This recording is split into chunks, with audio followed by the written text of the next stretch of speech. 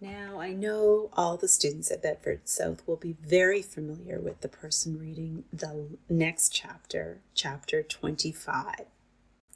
The first word is vain. If someone is vain, they think a lot of themselves.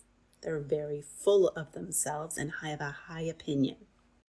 The next phrase you might not be familiar with is self-centered. If someone is self-centered, they are very caught up in what is happening to themselves, and they may not be paying attention to anything that's happening to anybody else or thinking about the consequences of their action on anybody else. Reinforced refers to something that is made stronger or that is supported. Vacant is empty. Immobile means unable to move. A contrarian is someone who goes against popular belief. So if everybody wanted to do something and there was one person that didn't, they would be considered to be a contrarian. So they may have a different belief set than the majority. An impassioned speech would be something that was delivered with a lot of emotion and energy, and it came from the heart. So if someone gave an impassioned speech, you would say that it really came from someone's heart. Good riddance refers to something that someone might say when someone was leaving and they were glad that they were leaving.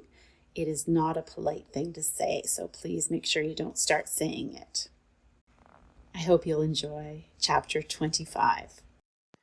Chapter 25. Technically, of course, he was not alone.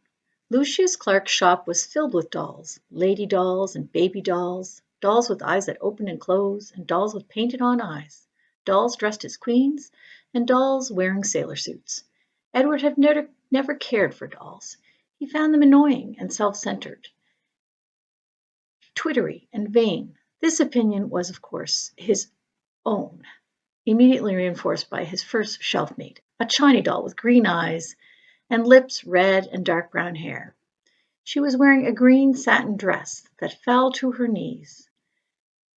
"What are you?" she said in a high-pitched voice when Edward was placed on the shelf next to her. "I'm a rabbit," said Edward. The doll let out a small squeal. "You're in the wrong place," she said. "This is a shop for dolls, not rabbits." Edward said nothing. "Shoo," said the doll. "I would love to shoo," said Edward, "but it is obvious that I cannot." After a long silence, the doll said, "I hope you don't think that anyone is going to buy you." Again, Edward said nothing. The people who came in here want dolls, not rabbits. They want baby dolls or elegant dolls such as myself, dolls with pretty dresses, dolls with eyes that open and close. "I have no interest in being purchased," said Edward. The doll gasped. "You don't want somebody to love you," she said.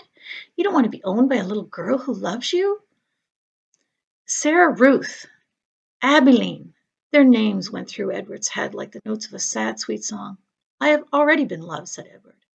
"I have been loved by a girl named Abilene. I have been loved by a fisherman and his wife, and a hobo and his dog. I have been loved by a boy who played the harmonica, and by a girl who died. Don't talk to me about love," he said. "I have known love."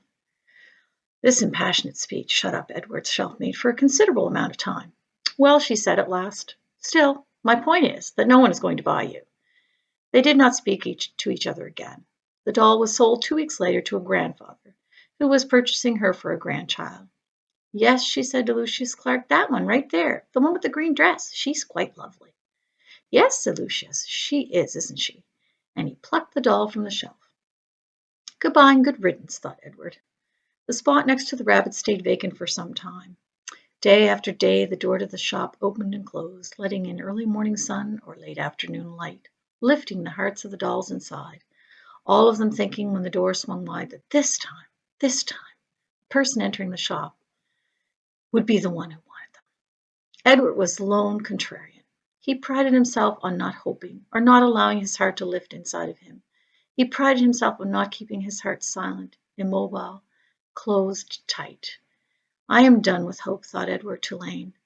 And then one day at dusk, right before he closed the shop, Lucius Clark placed another doll on the shelf next to Edward.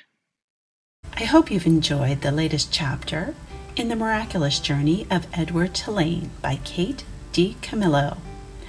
Click on the links in the description of this video to subscribe to my YouTube channel, Y2K Teacher, HRCE, or to check out my website with more exciting resources. These chapters have been read to you by members of the Bedford, Nova Scotia community. These community members have been brought together through the Talk Bedford Facebook group.